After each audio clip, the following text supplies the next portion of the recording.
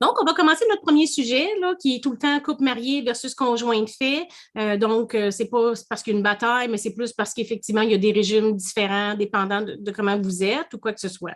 Fait que j'ai le goût de vous lancer une question un peu large. Là. Dans le fond, c'est quoi la différence justement entre un couple marié et un conjoint de fait, là, grosso modo? Là?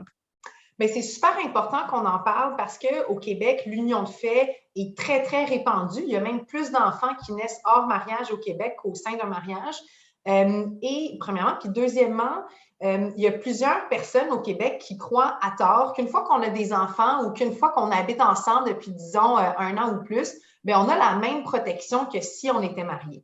Puis c'est vrai sous certains régimes, là, par exemple en matière de droit fiscal, quand on fait nos impôts, là, puis ça fait plus que 12 mois qu'on habite ensemble, généralement, on va être considéré au même titre que des époux, mais ce n'est pas le cas pour le droit de la famille. Alors, il faut savoir que quand on décide de se marier, il y a tout un régime qui est prévu par le Code civil du Québec qui s'applique à nous automatiquement. Puis l'objectif de ce régime-là, c'est vraiment de protéger les conjoints, puis souvent de protéger la personne la plus vulnérable financièrement au sein d'un couple. Alors, je peux donner des exemples de protection. Le premier, c'est le concept de résidence familiale. Alors, la résidence familiale, bien, c'est le lieu où la famille habite puis exerce ses activités. Puis quand on est marié, la résidence familiale appartient 50-50 aux deux époux. Puis un époux ne peut pas la vendre sans le consentement de l'autre personne. Fait que ça permet, par exemple, de protéger un conjoint qui serait locataire ou qui n'aurait pas son nom sur la résidence familiale. Fait que ça, c'est un exemple. Puis sinon, au moment du divorce, quand on est marié, bien, on peut demander à ce que les biens qui appartiennent à la famille, qui appartiennent au ménage, soient partagés. Il y a différents régimes qui s'appliquent, là, mais il y a toujours un socle là, de biens qui appartiennent aux deux époux, peu importe qui a payé.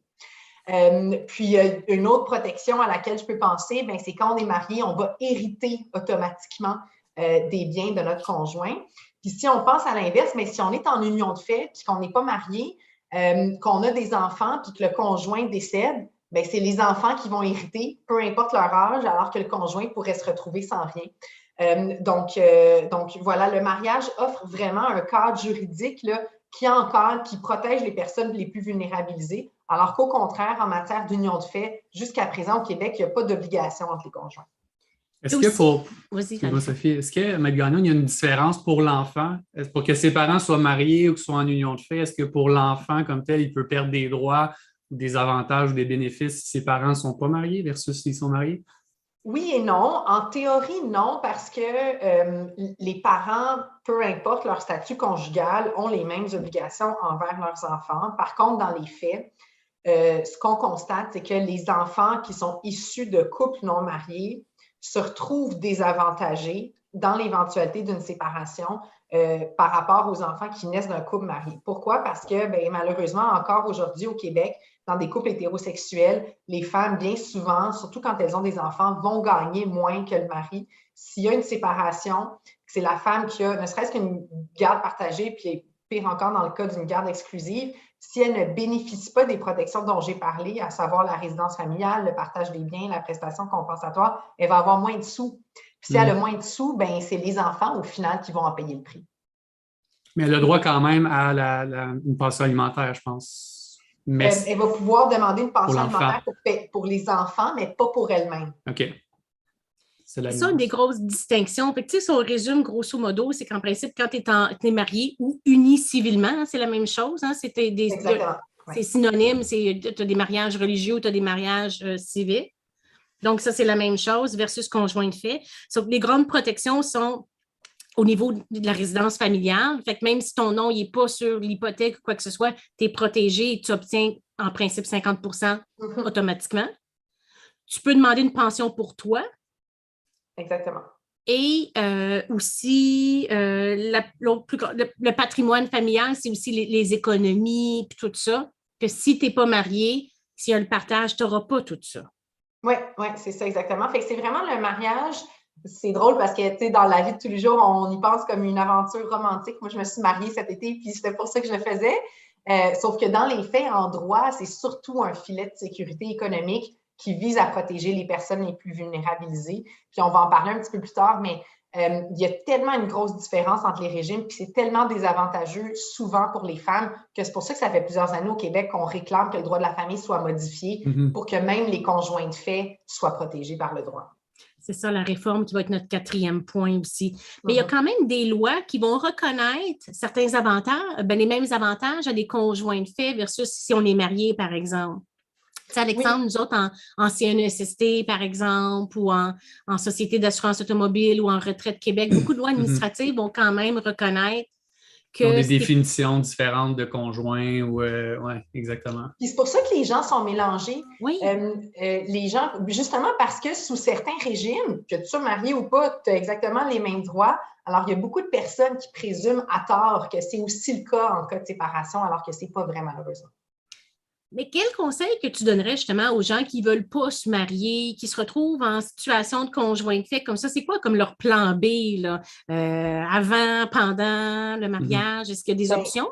En théorie, là, le plan B, c'est de faire une convention de vie commune. Puis ça, au Québec, on a le bénéfice d'avoir des notaires qui sont des juristes de proximité, qui sont des juristes de la prévention, qui peuvent vraiment conseiller des conjoints sur leurs droits et leurs obligations, sur les avantages de se marier ou non, et sur les outils dont que le droit met à leur disposition pour se protéger, dont un contrat de vie commune.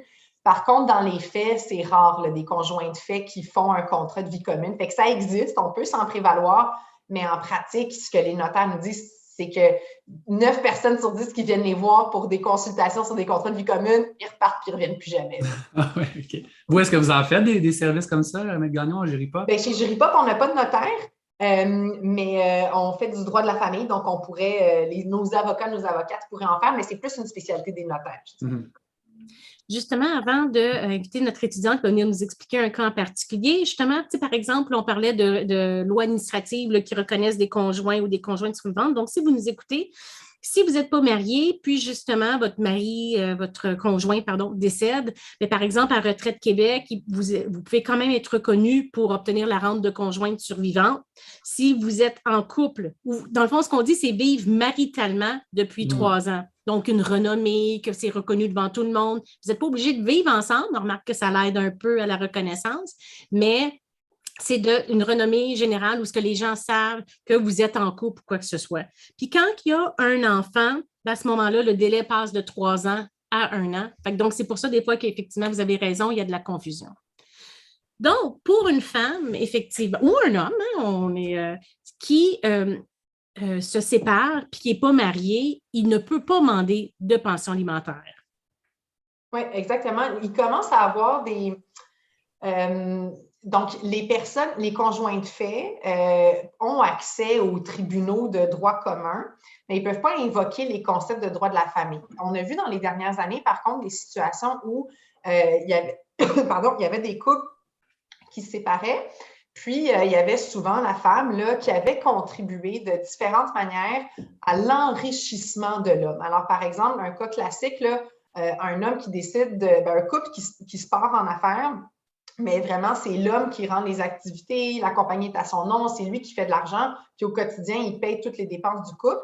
Sauf que c'est la femme qui a tout élevé les enfants, qui a tout fait le travail ménager, qui a fait du travail administratif, mais c'est du travail qui n'est pas reconnu comme tel, qui n'est pas rémunéré. Donc, ce qu'on commence à voir en jurisprudence, après des séparations, c'est des femmes qui font des actions en enrichissement sans cause, en enrichissement injustifié. Puis, il y a eu au Québec là, des jugements où il y a des dommages assez importants qui ont été alloués, mais c'est assez exceptionnel là, que les conjoints faits vont se prévaloir de recours comme ça. Dans le fond, le jugement de base qui a ouvert un peu la porte à tout ça, c'est bien notre jugement Éric et Lola. C'est bien ça? En fait, Éric contre Lola, c'était un cas, il va être expliqué. Justement, on va inviter notre étudiante. Répondre à la question. C'est ça, puis vous pourrez commenter ce qui serait fantastique. Donc, on va inviter justement Sandrine Hamelin, qui est étudiante en 2e année de droit à l'UQAM, qui fait un stage actuellement dans un bureau d'avocat à Laval en droit de la famille. Donc, c'est une de ses passions. Donc, on va inviter Sandrine à venir justement nous expliquer, je dis tout le temps, en arrière de grandes réformes ou de changements ou de discussions ou d'avancement de société, il y a tout le temps une histoire triste ou moins triste qui vient un peu donner le ton à tout ça. Et c'est pour ça qu'on a invité Sandrine à venir nous expliquer un jugement qui a fait couler beaucoup d'encre au niveau des médias. Donc, Lola contre Éric. Bonsoir, Sandrine, comment ça va? Bonsoir, ça va bien vous-même? Oui, ça va bien. Donc, effectivement, c'est le droit de la famille, c'est une passion pour vous, si j'ai bien compris. Oui, exactement. Et c'est vraiment le domaine qui me passionne le plus et qui m'intéresse le plus pour l'instant. Donc, c'est vraiment, je suis vraiment ravie d'être invitée ce soir parmi vous. Bon, ben, parfait. Ben, nous autres aussi, on est très contentes. Alors, l'objectif étant de nous expliquer c'était quoi ce fameux jugement-là. Puis ça a duré une couple d'années, là, cette saga-là de Lola. C'était la façon qu'on l'exprimait, évidemment, dans les journaux. Raconte-moi un peu qu'est-ce qui s'était passé. Oui, parfait. Donc, je vais commencer avec un petit résumé des faits. Donc, premièrement, Éric et Lola se rencontrent en 1992. À l'époque, Lola était âgée de 17 ans, puis Éric, 32 ans. Donc, après plusieurs années de vie commune, ils ont eu 3 enfants et durant cette vie commune-là, Lola ne travaille pas à l'extérieur du foyer. Elle se concentre plus sur la vie familiale et elle accompagne Éric dans ses déplacements à l'étranger car monsieur gère une grosse entreprise à l'échelle internationale. Donc, durant ces années-là, Lola voulait se marier, tandis qu'Éric ne voulait pas. Donc, ils sont restés conjoints de fait durant cette vie commune. Donc, les parties se séparent en 2002. Puis, cette même année, Lola dépose une requête pour la garde exclusive de ses enfants, une pension alimentaire pour elle-même et elle avise aussi le procureur général du Québec quant à son intention de contester la constitutionnalité des dispositions du Code civil concernant la pension alimentaire, le partage du patrimoine familial, le régime de société d'accueil et le droit à une prestation compensatoire, des sujets qu'on a mentionnés un peu plus tôt. Donc, pour elle, son but, c'était de prouver que les dispositions du Code en question font en sorte que les conjoints de fait n'ont pas les mêmes droits que les conjoints mariés, donc, et que ça brime le droit à l'égalité. Donc, pour les décisions antérieures des tribunaux, commençons en première instance. En date du 9 juillet 2009, la Cour supérieure du Québec dit qu'elle ne retient pas les arguments constitutionnels de Lola tenant sur les dispositions du Code civil. Donc, malheureusement, c'est rejeté. Lola n'a pas réussi à faire prouver les effets discriminatoires de ces dispositions. On se rend donc en appel. Lola se rend devant la Cour d'appel qui accueille en partie son appel en déclarant inopérante l'obligation alimentaire entre conjoints prévue à l'article 585 du Code civil du Québec. Toutefois, la décision de la Cour supérieure du Québec concernant la constitutionnalité reste la même pour ce qui est de la Cour d'appel et les arguments constitutionnels de Lola sont rejetés. On se rend donc devant la Cour suprême du Canada, qui se pose 2 questions constitutionnelles importantes qui sont les suivantes.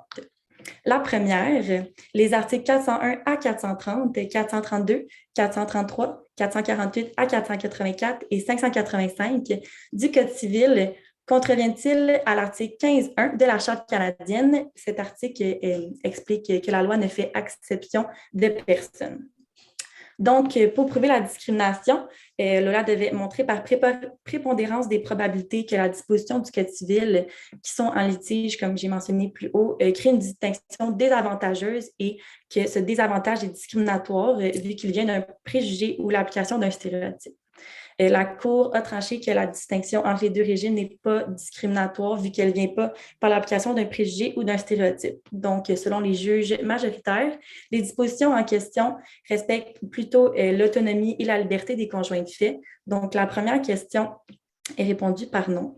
La deuxième, qu'on devait seulement répondre si la première était répondue par l'affirmative, je vais vous la lire quand même. Donc, dans l'affirmative, s'agit-il d'une limite raisonnable prescrite par une règle de droit dont la justification peut se démontrer dans le cadre d'une société libre et démocratique au sens de l'article 1er de la Charte canadienne des droits et libertés? Donc, on n'a pas répondu à cette question vu que la première a été répondue par non. Je vais terminer avec un bref portrait de la dissidence qui a quand même été très important dans cette décision. Pour ce qui est du juge Abella, elle était d'avis que les articles prévus au Code en matière de soutien alimentaire et de partage des biens excluaient en effet les conjoints de fait et que c'était une violation de l'article 15.1. Elle défend que les effets de la dissolution d'un couple, que ce soit uni civilement, marié ou conjoint de fait, sont les mêmes et que parfois, il y a plus que la simple volonté de l'individu à vouloir se marier. Il y a plusieurs autres facteurs qui font que les gens parfois restent conjoints de fait. Donc, l'exclusion totale des conjoints de fait ne constitue pas une limite raisonnable et n'est pas justifiée, selon l'article 1er.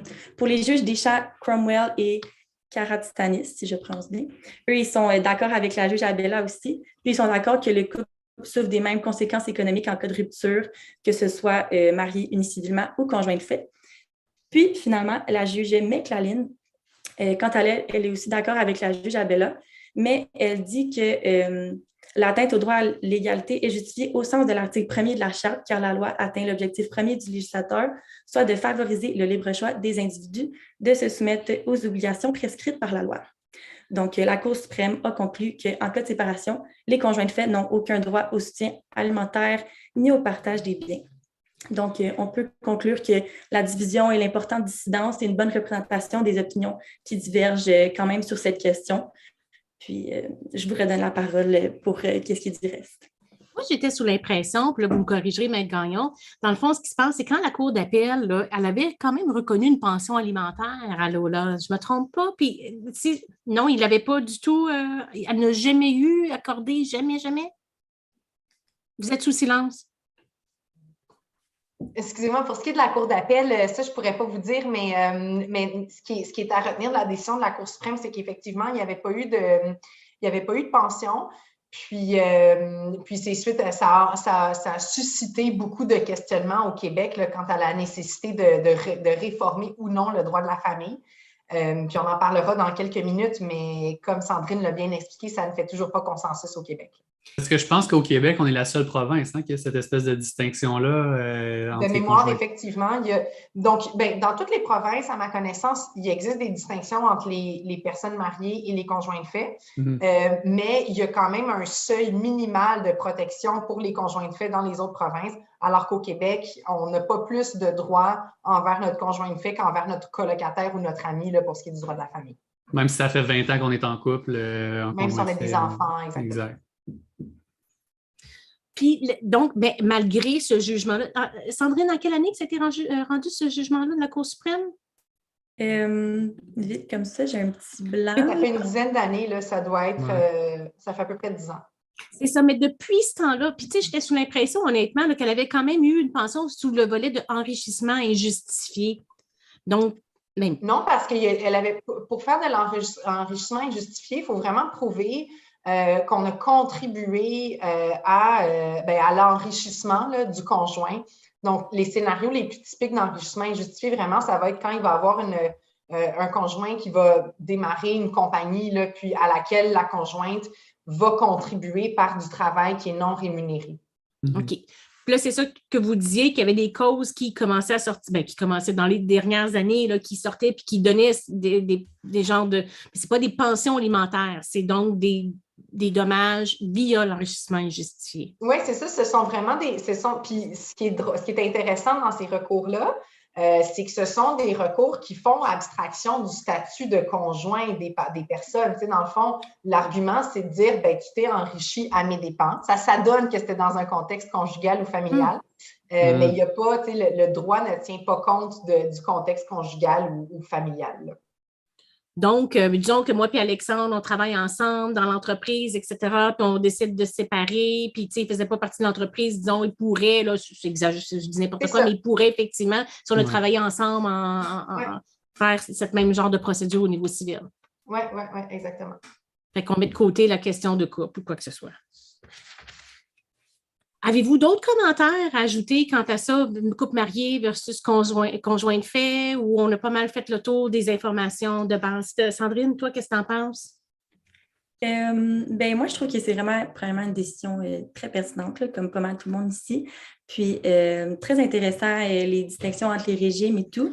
Je ne vais pas me prononcer sur ce que j'en pense, mais très pertinent à savoir. Puis, je pense que c'est très pertinent aussi d'informer les gens, d'informer les conjoints, telle possibilité qui s'offre à vous, peu importe le régime. Puis, très pertinent d'informer les gens comme à travers ce podcast. Donc, voilà. C'est fine. De toute façon, c'est ça l'objectif. On donne très peu notre opinion. Notre opinion ne compte pas vraiment. Notre objectif, c'est de vous donner de l'information pour que vous puissiez prendre vos décisions éclairées. Fait que merci beaucoup, Sandrine. Je vais te souhaiter bonne chance dans tes études. Tu as encore 2 ans devant toi qui t'attend, une 3e année. Puis barreau, notariat pour toi? Ou... Barreau pour moi, oui. Barreau, c'est ça. Merci beaucoup pour l'invitation. Puis, merci, Sandrine. Merci, bonne soirée. Au revoir.